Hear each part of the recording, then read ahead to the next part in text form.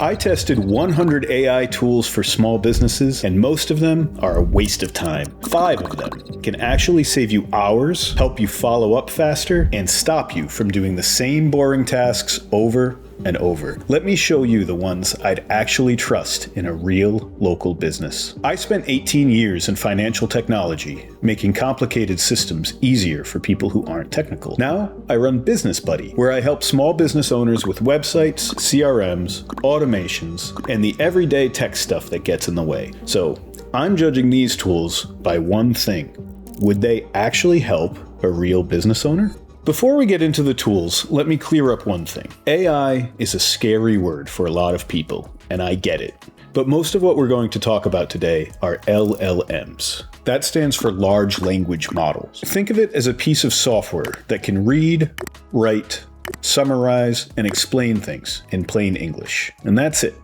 It's not a robot. It's not going to take over your business. It's a tool. And let's be honest, you don't have to use AI. If your business is running well, and your customers are happy, and your process works for you, don't change a thing just because the internet is screaming at you. But I want you to keep an open mind. We've seen technology shifts before. Some business owners refused to put a credit card machine on the counter because cash worked fine. Some thought spreadsheets were overkill because they had a notebook that did the job. The ones who stay curious about AI and about the technology developments are the ones who did better. Think of it the way carpenters think about their tools. A good carpenter doesn't buy a $5,000 industrial saw to cut one board or to make a shed ramp. They get the right tool for the job in front of them. AI is the same. There are a lot of options out there, but most of them are not built for your business. The 5 we're going to look at today are. So how did I narrow 100 tools down to 5?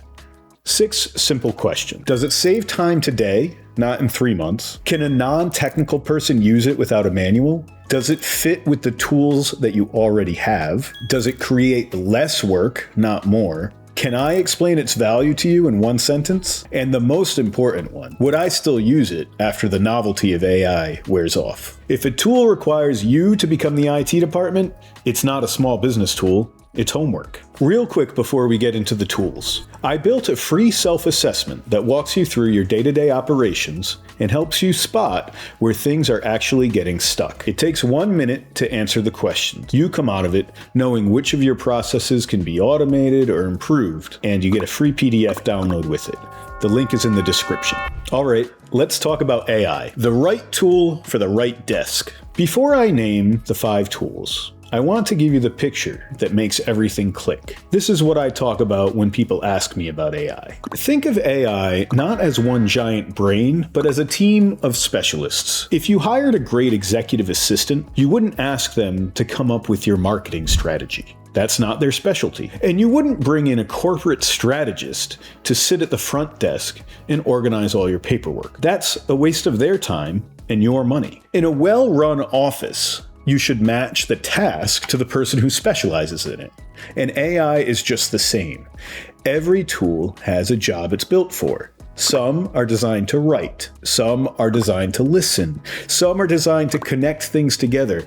The trick isn't loading up on 5 new assistants. The trick is knowing which one to hand the work to, and when you hit a specific challenge, which one is going to be best at solving that problem. So as we think about AI as an office with a bunch of different employees, let's look at desk number 1. This is your LLM, your large language model. The big chat-based AI, ChatGPT, is the most well-known, but Claude and Gemini are right up there with it. And I use all 3 for different things. This is your assistant for any time that you're staring at a blank page. Email drafts, job descriptions, rewriting confusing website copy, turning rough notes into a usable document, brainstorming offers, FAQs, or service descriptions. Now, here's something useful to know that catches a lot of people off guard the first time they sign up. Each of these companies has different versions of their tool. Claude has Haiku, Sonnet, and Opus. ChatGPT and Gemini have their own tiers. Think of them like junior, mid-level, and senior employees. The junior is fast, with an entry-level salary, and handles the simple stuff. The senior costs more but takes on harder work. You don't always need the senior. You choose the model based on the task you're giving it, much like how you would handle your office. These tools are also moving fast. The companies behind them are in a serious race with each other, putting out new versions every few months or even every month. That's actually good news for you and for the consumer. It means that prices will continue to stay low and you're going to get a premium level product for almost free. They keep competing with each other and putting out the newest model. You get to benefit for the time being. Here's the catch though. These tools are not always right. They don't know your customers. They don't know your business. Read what they give you. Fix what's wrong. Don't paste it straight into a customer email without looking. The people who get the most out of large language models are the ones who treat them as a fast first draft, not a final answer. Tool number 2 is Canva, specifically the AI features inside Canva. This is the best tool I've found for owners who need decent marketing pieces without hiring a designer for every little thing. Flyers, menus, Facebook posts, event graphics, seasonal promotions, simple ads for your services, before and after graphics if you're a contractor or a salon. You're definitely seeing Canva created content in your newsfeed already today. A salon could put out an advertisement for the back to school haircut special. They can put that graphic together in 10 minutes instead of staring at a blank screen for an hour. The goal isn't to make your business look like it has a marketing department. The goal is to make your next flyer not look like it was thrown together over lunch in Microsoft Word. The best output from Canva comes when you load a little bit of your company colors, logos, and style so that everything that comes out of Canva looks like it's in your same brand look and feel. When you put a little bit of effort in at the beginning, the output becomes a lot better over time. Tool number 3 is the meeting note taker. There's no single right one here. Fathom is popular. Zoom has it built in now. Loom has features like this, and Slack is heading in that direction. Pick the one that fits the meeting tools that you already use in your business. They mostly do the same thing. The meeting note taker is for owners or sales teams who forget what was said on a call because they're juggling 50 things and they're actively listening. The tool joins your call, records it, transcribes it, and gives you a clean summary at the end with key points and the action items. You don't have to take notes, you can actually listen. The value here for most small businesses is in the follow-up, the estimate that you forgot to send, the customer who said, "Call me in 2 weeks." Follow-up gets a lot easier when you're not relying on memory. The tool won't do the follow-up for you, but it makes sure that you don't forget what you owe people and what you promised them on the call. Tool number 4 is Grammarly. This one's probably the most universal tool on the list. I've been using Grammarly since it came out nearly 15 years ago, and I was using it then as a writing assistant. It has since developed into an AI communication platform. Almost every business owner writes something every single day. Emails, proposals, social media posts. Grammarly checks your writing as you type.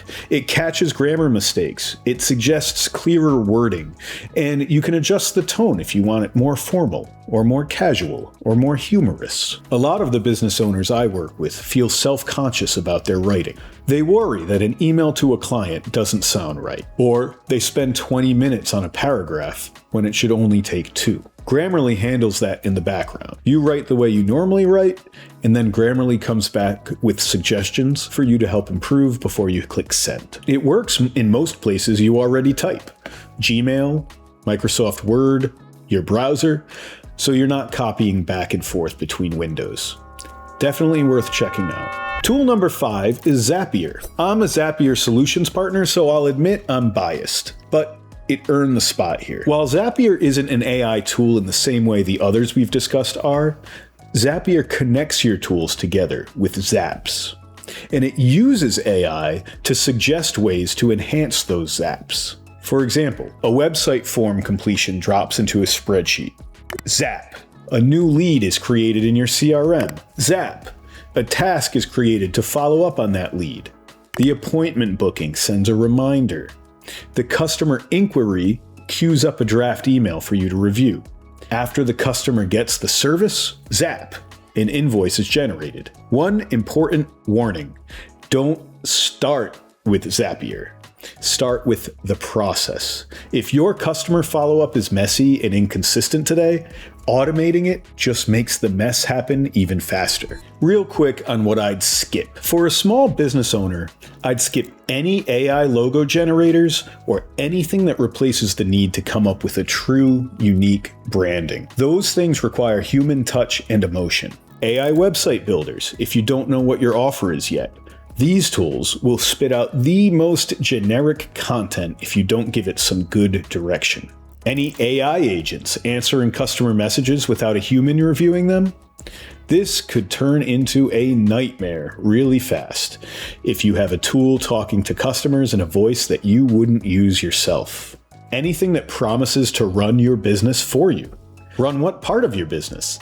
As a rule, avoid anything that's way too broad in its offer. And for any tool that you choose to explore, if the demo looks amazing but you can't picture yourself using it on the average workday, leave it on the shelf. So, the simple stack: ChatGPT, Claude, or Gemini for writing and ideation, Canva for marketing pieces, a meeting note taker for calls, Grammarly for optimizing your writing, Zapier for connecting the parts that repeat. 5 tools, each with a job.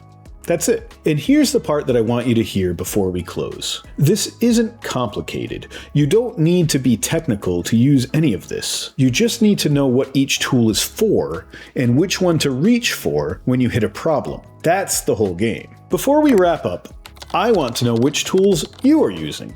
Drop them in the comments. I have used at least 100 AI tools, and I kept this video very simple. I'm curious what's actually working for people in your industry. The best stuff I've learned about AI tools usually comes from other business owners. Now here's the truth. Most small businesses don't need more tools. They need a clearer picture of what's happening with their leads, their customers, and their follow-ups. If your business information is scattered across texts, emails, sticky notes, and your memory, AI is only going to help so much. If you want help figuring out what tools actually fit your business, there's a link in the description to book a free call with me. No pitch, no obligation. But before you do anything else, watch my video on how to organize customer information as a business. The link's right there. Because before you automate anything or bring any AI tool into your business, you need one clear place where your customer information lives. That video makes everything very clear. I'll see you there.